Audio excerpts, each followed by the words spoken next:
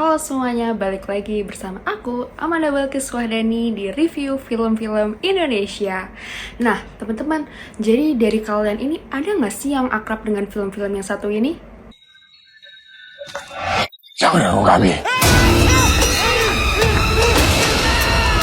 Ya, itu tadi adalah beberapa film lokal yang mengambil subgenre horor yang berlatar belakang supernatural lokal atau folk horror. Tapi supernatural lokal atau folk horror itu apa sih? Jadi, istilah folk horror atau supernatural lokal itu pertama kali diperkenalkan pada tahun 1920. Dalam tulisannya, Andi Pacioret mengatakan bahwa istilah tersebut dipakai untuk menceritakan kisah-kisah seperti legenda pedesaan. Namun, istilah tersebut kemudian menjadi semakin terkenal saat munculnya suatu film dokumenter yang disutradarai oleh Mark Gatiss berjudul A History of Horror pada tahun 2010. Dalam dokumenter tersebut, ia menyebutkan 3 film asal Inggris dengan latar folk horror berjudul The Blood on Satan's Claw pada tahun 1971, Witchfinder General pada tahun 1968, dan The Wicker Man pada tahun 1973. Dari kemunculan series tersebut, beberapa pihak mulai menghubungkan istilah folk horror dengan film Inggris dengan latar kehidupan pedesaan Eropa kuno yang penuh dengan cerita rakyat dan tradisi yang kuat. Adanya film tersebut kemudian mulai menarik minat para pembuat film di seluruh dunia untuk kemudian membuat film dengan subgenre folk horror yang dilatar belakangi oleh cerita lokal di setiap negara. Film horor tersebut seakan-akan telah menjadi ciri khas industri film horor yang ada di Indonesia. Di Indonesia, film horor sering sekali digambarkan seperti ritual keagamaan, ritual terlarang, desa terpencil, hingga legenda di suatu daerah. Horor Indonesia juga diwarnai dengan berbagai line-up hantu andalan seperti kuntilanak, pocong, atau genderuwo. Lalu, bagaimana dan mengapa film dengan genre folk horror dapat menjadi ciri khas industri film horor dan menjadi kegemaran banyak orang di Indonesia? Yang pertama adalah karena film folk horror memberikan perasaan yang relatable atau kedekatan dengan gaya hidup sehari-hari masyarakat Indonesia. Dari film tersebut, penonton bisa lebih merasakan adanya kedekatan emosional dengan cerita yang ada. Rasa familiaritas tersebut akhirnya memberikan efek nyata yang membuat penonton menjadi lebih ketakutan serta menambah efek cerita tersebut menjadi lebih seram. Selain itu, film yang relatable juga dapat menambah wawasan atau pelajaran yang lebih relevan dengan kehidupan nyata.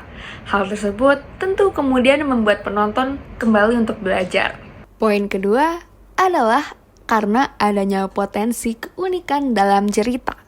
Indonesia memiliki banyak sekali mitos dan legenda yang apabila dapat dimaksimalkan dengan baik, dapat memberikan dan menjadi potensi yang besar dalam kancah dunia perfilman internasional.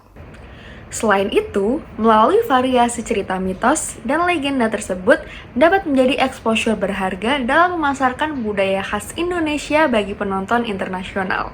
Salah satu contoh film Indonesia yang berhasil menarik perhatian perfilman global adalah film milik Joko Anwar berjudul Pengabdi Setan. Keberhasilan Pengabdi Setan membuat film tersebut sukses menyabet predikat film horor terbaik pada Toronto After Dark Film Festival dan Overlook Film Festival. Pengabdi Setan menceritakan tentang keluarga Rini dan 2 adiknya yang sedang kesulitan mencari uang untuk pengobatan ibunya. Hal tersebut membuat Rini dan keluarganya terpaksa menjual rumah mereka di kota dan pindah ke desa. Faktor lain yang menjadi alasan kesuksesan folk horror adalah pride atau rasa bangga. Film yang mengangkat budaya lokal ataupun cerita rakyat memberikan kebanggaan tersendiri bagi penonton. Mereka merasa identitas yang mereka miliki semakin dikenal luas dengan diangkatnya dalam layar lebar. Lalu, pertanyaan selanjutnya, apakah hal tersebut dapat menjadi penjara kreatif? Jawabannya adalah iya. Kok bisa? Dengan berbagai kesuksesan dan minat pasar yang begitu besar akan sesuatu yang relatable, fenomena film horor yang begitu-begitu saja akan menjadi sangat monoton. Selain itu, film folk horor tersebut tentu nantinya akan menciptakan stereotip tertentu dari masyarakat. Contoh, stereotip dari adanya folk horror adalah yang terdapat pada film KKN di Desa Penari. Hal tersebut membuat citra kota Banyuwangi yang penuh dengan kebudayaan yang cantik menjadi kota yang angker untuk digunakan sebagai lokasi KKN para mahasiswa. Lalu, apa aspek yang dapat dieksplorasi supaya industri film horor kita dapat lebih berkembang? Beberapa subgenre horor yang dapat digunakan adalah yang pertama, horror misteri. Dalam film horror misteri, kita bisa mengeksplorasi adegan-adegan yang menegangkan melalui sinematografi maupun plot yang membangun cerita. Beberapa film yang dapat menjadi acuan genre horror misteri adalah film Ready or Not, di mana dalam film tersebut kita, penonton, disuguhi berbagai adegan-adegan dengan tensi yang mendebarkan sehingga penonton dibuat tegang melalui alur cerita dalam film tersebut. Film Ready or Not dibintangi oleh Samara Weaving dan Mark O'Brien. Film ini mengangkat tema tentang pemujaan setan, namun dikemas dengan ide yang segar dan berbeda. Selanjutnya adalah horor psikologis. Dalam subgenre horor satu ini, rasa takut difokuskan pada trauma dalam diri manusia ataupun kekuatan batin. Beberapa yang dapat dijadikan highlight cerita adalah tentang gangguan mental atau tekanan sosial. Selanjutnya adalah horor komedi. Subgenre yang satu ini memiliki potensi yang besar sekali untuk dikembangkan dan dijadikan subgenre favorit dari masyarakat Indonesia. Cerita horor yang seram dan menegangkan dapat diselingi dengan bumbu humor yang membuat penonton menjadi lebih rileks dalam menikmati alur cerita film. Salah satu film horor komedi yang telah mencapai kesuksesan besar ialah film Agak Lain, karya Muhatkli Aco. Film tersebut sukses menikahkan cerita tegangnya film horor, gaya hidup masyarakat Indonesia yang ditaburi bumbu humor di dalamnya.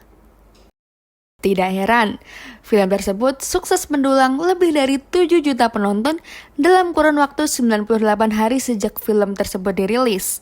Film tersebut juga berhasil memperoleh keuntungan bersih sebesar 49 miliar rupiah. Nah, teman-teman, itulah analisa mengenai industri film horor saat ini. Yuk, cerita di kolom komen kalau kamu ada ide atau pendapat lainnya. Bye!